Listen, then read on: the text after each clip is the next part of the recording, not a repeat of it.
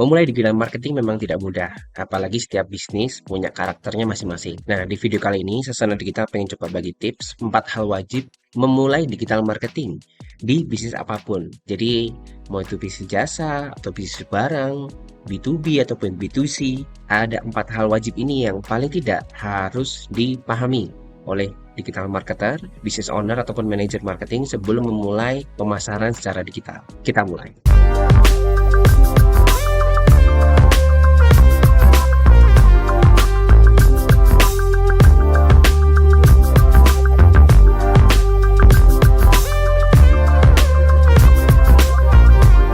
Jadi brand-brand ini adalah brand-brand yang saat ini menguasai pasar sejak mereka di era yang belum digital marketing sampai ke era yang sudah digital marketing. Dan apa sih yang membantu brand-brand ini menjadi top of mind sebagai penguasa pasar? Ternyata juga 4 hal yang akan kita bahas nanti ini yang juga diterapkan dalam brand-brand seperti Nike, Indomie, Red Bull, Ultramilk, dan juga Realco. Nah, kita akan bahas ya, 4 hal tadi itu apa sih gitu. Nah, ngomongin iklan, yang kita akan bahas ini nanti adalah yang sudah kita terapkan juga di salah satu klien kita, dan mereka mencapai penjualan yang lebih tinggi daripada minggu-minggu sebelumnya. Nah, dia mencapai sampai 100 penjualan dengan nilai omsetnya 2,4 M dalam 2 minggu. Hasil dari menerapkan 4 hal yang akan kita bahas nanti. Nah, 4 hal ini kita bagi menjadi kata kodenya C ya, yaitu C1, C2, C3, dan C4. Nah, kira-kira apa nih? Ada icon-iconnya. Coba mungkin teman-teman sambil nebak-nebak, kita coba mulai aja. C yang pertama itu customer. Jadi sebelum kita mulai digital marketing, pastikan kita kenal siapa customer kita. Rata-rata bisnis sudah bilang, iya mbak, ini udah kenal saya dengan target market saya. Mereka laki-laki, perempuan, umur sekian, tapi tidak tertulis seperti ini. Nah, rata-rata brand yang memulai digital marketing tidak duduk bareng timnya, ataupun sudah duduk bareng tapi belum punya pemahaman yang sama tentang siapa customernya atau siapa target marketnya. Jadi harus ditulis betul-betul, apalagi di bagian ini, goals dan challenge. Apa tujuan dan tantangan dari customer kita? Misal tujuannya kalau bisnisnya skincare, merawat diri, kulit sehat, kulit cerah, memperbaiki kesehatan kulit. Mungkin ada goals lain di sini, yaitu adalah nikah muda. Goals lainnya adalah ingin barbekyuan di akhir minggu, atau mungkin goals lainnya adalah bisa financial freedom. Goals ini harus ditulis sedetail mungkin, sebanyak mungkin, sehingga ketika bikin konten nantinya atau kita mau ngiklan, tim itu sudah terarah ke sana. Kita target customer yang punya keinginan ke sana. Plus, gak cuman goalsnya aja, tapi tantangan mereka apa? Tantangan mereka dalam mencari produk itu, atau tantangan mereka dalam mencapai goals tersebut. Misal ingin merawat diri, nah mereka pengen cari nih produk yang efeknya jangka panjang. Susah banget nih cari produk ini, nah itu tantangannya. Susah juga nyari produk yang harganya terjangkau, atau susah juga produk yang memang fokusnya itu menyembuhkan kulit gitu, bukan hanya mencerahkan. Atau mungkin tadi nih, susah ya gimana mereka nabung supaya bisa umroh. Nah, kita bikin targetnya tuh, bikin kontennya, gimana sih tips nabung umroh selama 5 tahun. Nah, dengan kita melakukan listing atau daftar goals dan challenge secara lengkap, bagi tim konten dan tim iklan itu juga gampang. Nah, jadi kenal itu bukan sekedar kenal orangnya ya, tapi kenal juga apa tujuannya, apa challenge-nya. Jadi yang terakhir adalah paling penting sebenarnya apa sih ketakutannya. Jadi ketakutan ini tuh lebih ke arah, walaupun aku dapat produk A, produk ini tuh banyak A, B, C, D-nya, banyak kekurangannya. Aku takut kalau pakai produk A, contoh kalau bisnis skincare ya, takut nih bahan kimianya nggak aman gitu, atau bahan kimianya itu sebenarnya bahan kimia keras, efeknya hilang setelah dipakai, nah itu biggest fear. Atau aku takut kalau aku pakai teknik nabung A, aku jadi nggak bisa spend banyak gitu. Misal produk kita adalah produk finansial, nah jadi kita harus kenal nih ketakutan mereka apa. Atau misal ketika kita punya produk fashion, aku takut nih banyak gamis, tapi gamis yang dipakai itu warnanya norak-norak jadi kelihatan tua, nah itu juga ketakutan. Kita harus kenali customer lebih dalam lagi. Makanya ada juga istilah common objection, atau ketika mereka melihat iklan atau konten, iklan apa nih yang paling dihindari oleh mereka? Oh, iklan skincare yang terlalu menjanjikan, iklan skincare yang instant result, atau mungkin iklan produk baju yang pakai foto orang luar negeri, padahal kan bakal dipakai sama orang dalam negeri gitu kan. Nah, itu juga mungkin jadi objection atau penolakan. Nah, ini nih, hal ini yang harus kita kenali lebih dalam supaya nanti pas kita bikin konten, bikin iklan, bikin strategi marketing itu lebih terarah. Dan juga kita harus kenalan juga orang-orang umur seperti ini atau demografi seperti ini, kira-kira mainnya di mana.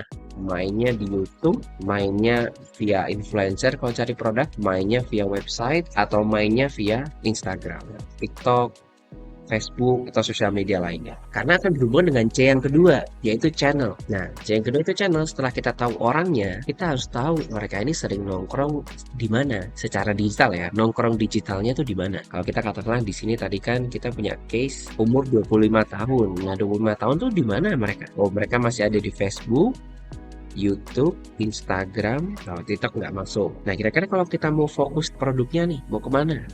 Nah, mungkin kita bisa target ke konten YouTube sama konten Instagram. Tapi boleh juga kok kita mirroring kontennya ke TikTok. Nah, pemilihan channel ini lebih ke arah kita nih mau fokus kemana. Jadi kita nggak semua channel kita aktifin tanpa tahu fokusnya di mana. Itu akan capek juga.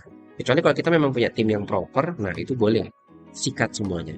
Dan setiap channel juga kita tahu ya, di sini ada jenis-jenis konten yang memang lebih banyak dicari. Contoh kayak YouTube, berarti kontennya tuh lebih banyak ke how to, tutorial, explainer. Explainer tuh video penjelasan kayak gitu. Kalau Instagram tentang inspirasi, tentang pertanyaan dan polling, hal-hal yang viral. Nah, itu di Instagram juga termasuk di TikTok. Ini lebih banyak humor, challenge tuh video-video tantangan gitu kan. Nah, jadi masing-masing channel juga mereka punya tipe konten winningnya atau tipe konten yang paling cocok seperti itu. Dan channel juga nggak cuma sosial media kayak tadi ya. Channel ada juga e-marketplace, website, dan juga tadi sosial media. Nah, rata-rata kita hanya berkutik di sosial media nih, paling sering. Nomor 2, e-marketplace. Nah, yang paling sering dilupakan juga di bagian ini nih, yang web search.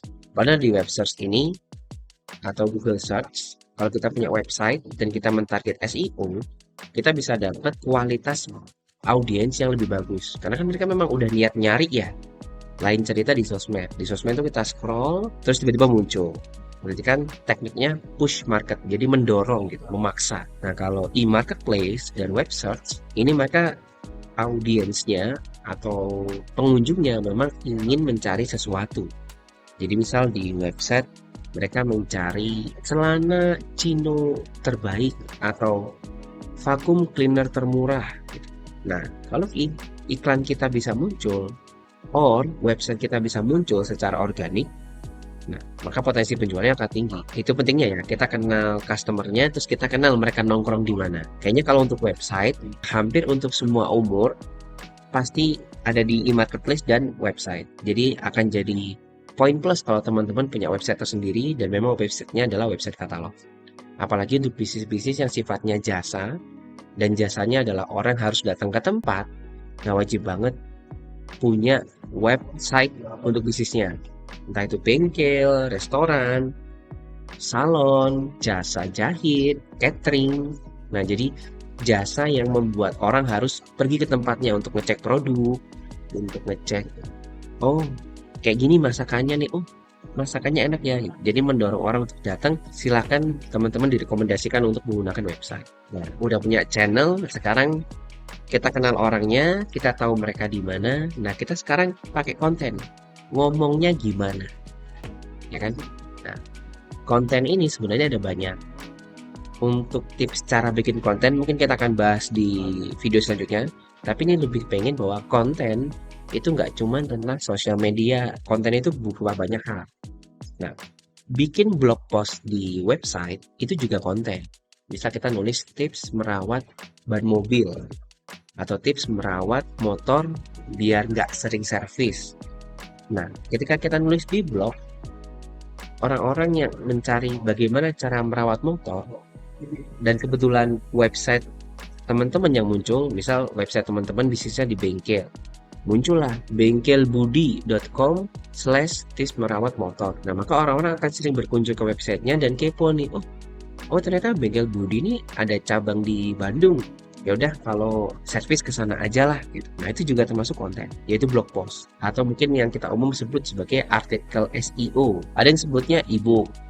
E-book ini ya berarti kan buku digital. Kita bikin konten, misal kayak tadi nih tips merawat motor. Nah, kita sebar, orang banyak yang download. Nah, di buku itu kita cantumkan informasi tentang bengkel kita. Kalau podcast ya video podcast ya kita bikin di YouTube. Nah, ini mungkin yang juga jarang bukan jarang ya, mungkin masih 50% bisnis yang pakai ini, yaitu email marketing. Nah, jadi ketika orang-orang udah berkunjung ke blog post, orang-orang download buku digital kita, nah kita juga simpan nih data-datanya, dan kita kirimin email marketing berupa penawaran. Bisa kita email tiap tanggal 1. Halo guys, gajian telah tiba, jangan sampai lupa ganti oli ya, gitu. Jadi kita ngingetin supaya awal bulan tuh ganti oli gitu, biar motornya nggak rusak. Dan banyak lagi di sini tentang konten. Jadi konten tuh nggak melulu sosial media, banyak tipe konten yang wajib kita coba untuk meningkatkan jangkauan bisnis secara digital. Nah, yang terakhir adalah cost. Jadi tahu siapa target marketnya, tahu di mana mereka, bisa cara ngomongnya pakai konten.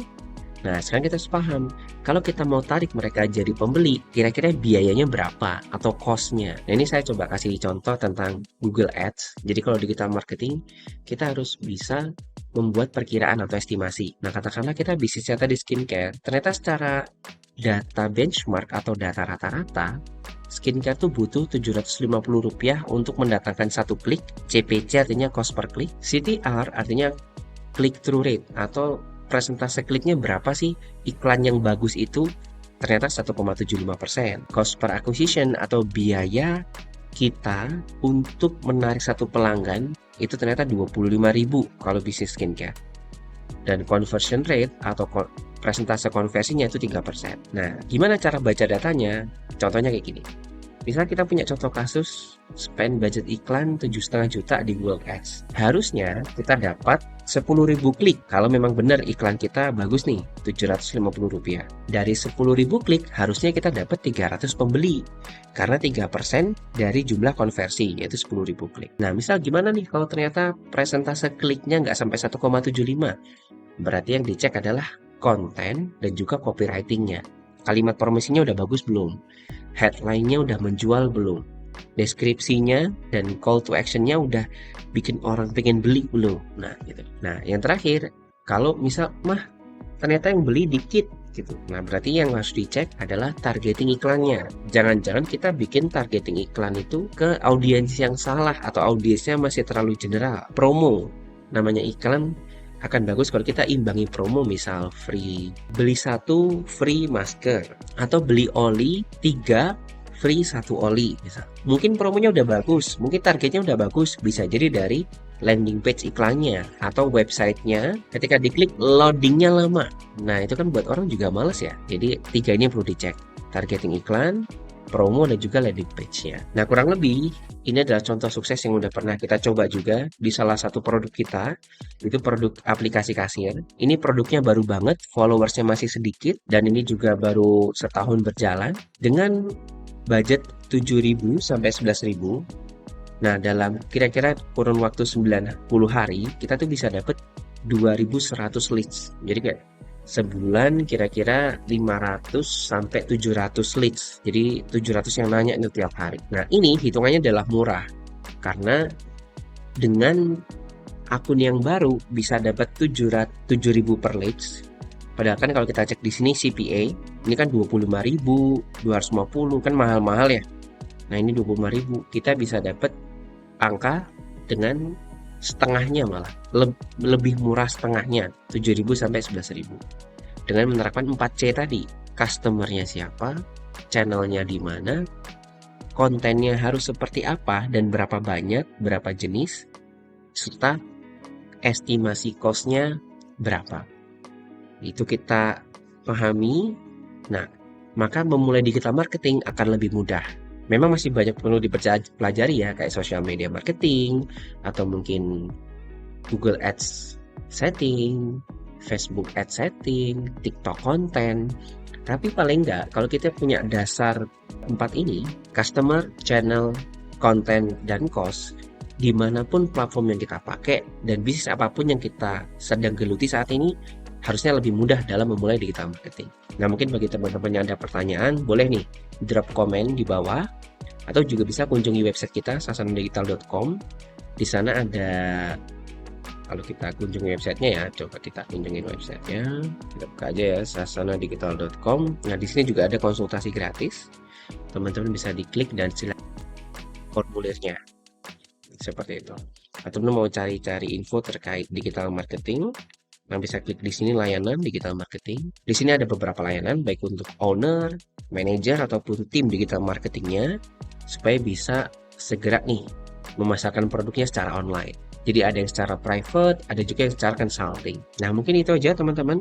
Kalau ada pertanyaan, jangan sungkan untuk drop di kolom komentar. Nanti kita akan bahas dan juga sebisa mungkin kita akan bales as soon as possible. Semoga bermanfaat. Sampai ketemu di video selanjutnya.